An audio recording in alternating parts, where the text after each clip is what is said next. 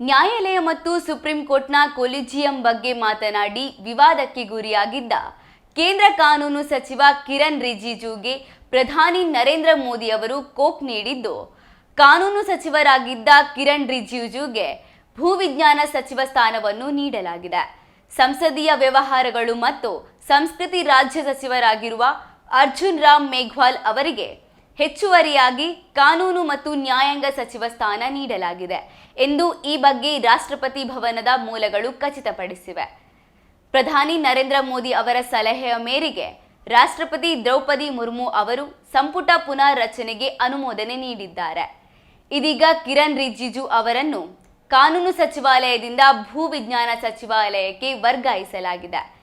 ಅದೇ ಸಮಯದಲ್ಲಿ ರಿಜಿಜು ಬದಲಿಗೆ ಅರ್ಜುನ್ ರಾಮ್ ಮೇಘ್ವಾಲ್ ಅವರ ಅಸ್ತಿತ್ವದಲ್ಲಿರುವ ಖಾತೆಗೆ ಹೆಚ್ಚುವರಿಯಾಗಿ ಕಾನೂನು ಹಾಗೂ ನ್ಯಾಯ ಸಚಿವಾಲಯ ರಾಜ್ಯ ಸಚಿವರಾಗಿ ಜವಾಬ್ದಾರಿಯನ್ನು ನೀಡಲಾಗಿದೆ. ರಿಜಿಜು ಅರುಣಾಚಲ ಪಶ್ಚಿಮ ಲೋಕಸಭಾ ಕ್ಷೇತ್ರದಿಂದ ಬಿಜೆಪಿ ಸಂಸದರಾಗಿದ್ದಾರೆ.